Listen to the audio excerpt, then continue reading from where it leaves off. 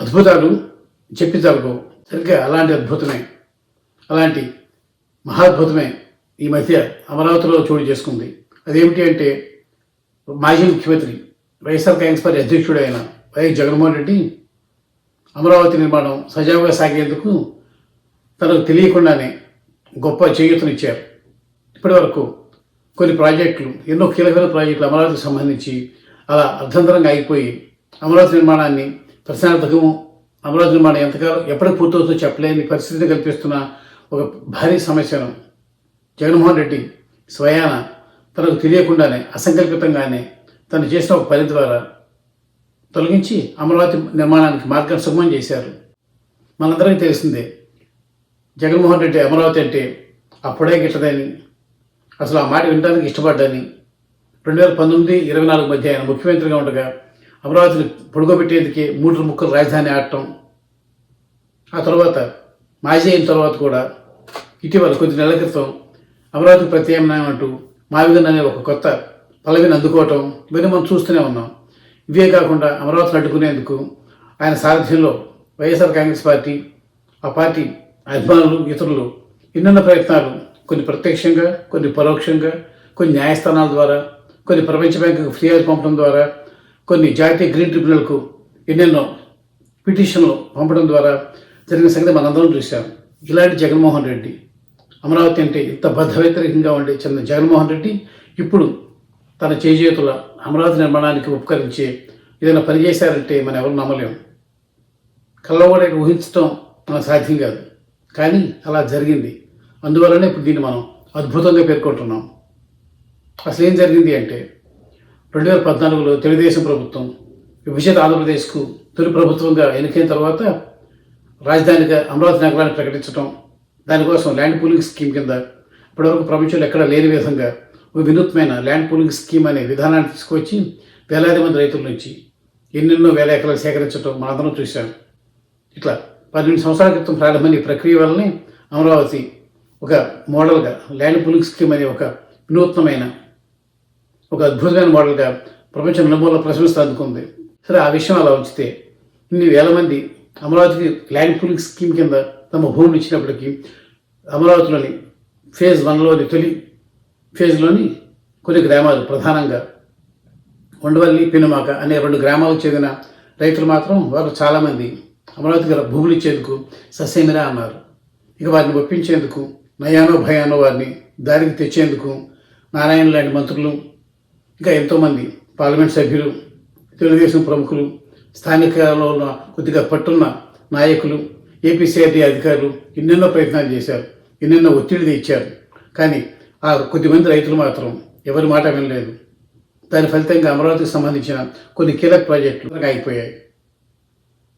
వీటిని నచ్చజెప్పేందుకు ఎలాగో ల్యాండ్ పూలింగ్స్ కింద మరి భూములు తీసుకునేందుకు ఇన్ని ప్రయత్నాలు చేసినా 2014-19 మధ్య తెలుగుదేశం వల్ల కాలేదు.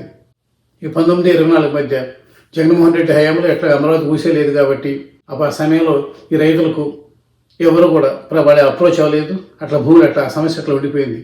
కానీ 2024లో ఉమ్మడి కూటమి ప్రభుత్వం అధికారంలోకి వచ్చిన తర్వాత మళ్ళీ అమరావతి పనులు ఊపందుకోవటం, ఆ వెంటనే ఈ రైతులందరికీ కలిసి మీరు పొలాలు ఇవ్వకపోవటం వల్ల అమరావతికి సంబంధించిన కొన్ని కీలక ప్రాజెక్టులు అర్ధంతరంగా ఆగిపోయి ఉన్నాయి. కాబట్టి దయచేసి ఇవ్వండి. ఎన్ని ప్రయత్నాలు చేసినా, ఎన్ని రకాలుగా వారికి నచ్చజెప్పేందుకు ప్రయత్నించినా ఆ రైతులు ఏమాత్రం మెత్తపడలేదు. ఇలాంటి నేపథ్యంలో రాష్ట్ర ప్రభుత్వం చేసేదేం లేక ఈ భూములు, ఈ రైతులకు సంబంధించిన భూములను ల్యాండ్ పూలింగ్ కింద కాక ల్యాండ్ ఎక్విజిషన్ అంటే భూసేకరణకు తీసుకునేందుకు నోటిఫికేషన్ కూడా జారీ చేసింది. అయితే ఈ ఆఖరేస్తాలకు కూడా ఈ రైతులు ఏమాత్రం బెదరలేదు, ఏమాత్రం చలించలేదు. ఈ నేపథ్యంలో ఈ రైతుల నుంచి భూములు ఎలా తీసుకోవాలి, అర్ధంతరంగా ఆగిపోయిన అమరావతికి సంబంధించిన అత్యంత కీలక ప్రాజెక్టులను ఎలా పూర్తి చేయాలి అన్నది $1 మిలియన్ ప్రశ్నగా ఒక దిక్కుదోచని పరిస్థితిలో ఉన్న రాష్ట్ర ప్రభుత్వానికి జగన్మోహన్ రెడ్డి అయాచితంగా చేసిన ఒక పని గొప్ప మేలు చేసి పెట్టింది. ప్రభుత్వానికి కాదు, అమరావతికి. ఆ మాటకు వస్తే రాష్ట్ర రాజధానికి జగన్మోహన్ రెడ్డి ఇప్పుడు చేసిన సాయం ఎంతో సరైన సమయంలో, ఎంతో అనుమైన సమయంలో చేసి ఆయన అమరావతి ఆయన గుర్తుంచుకునేలా చేసింది. ఇందుకు ఆయన ఏం చేశారు అంటే, ఇట్లా భూములు ఇచ్చేందుకు సుతరాం అంగీకరించాలి, ఉండవల్లి పెనుమాక గ్రామాలకు చెందిన ఇతర గ్రామాలకు చెందిన కొద్దిమంది రైతులు ఇటీవల జగన్మోహన్ రెడ్డి కలిశారు. వారు ఆయనతో చెప్పదలుచుకుంది ఏంటంటే, ఇట్లా ప్రభుత్వం తమ మీద భూములు తీసుకునేందుకు ఒత్తిడి తెస్తుందని, దాన్ని ఎలాగోలా ఆపించి తమ ప్రయోజనాలు పరీక్షించాలని అని వారు కోరారు. దానికి జగన్మోహన్ రెడ్డి ఇచ్చిన సమాధానం ఇప్పుడు ఈ అద్భుతం జరిగేందుకు, ఇప్పుడు దాకా మనం చెప్పుకున్న ఈ అద్భుతం జరిగేందుకు కారణమైంది.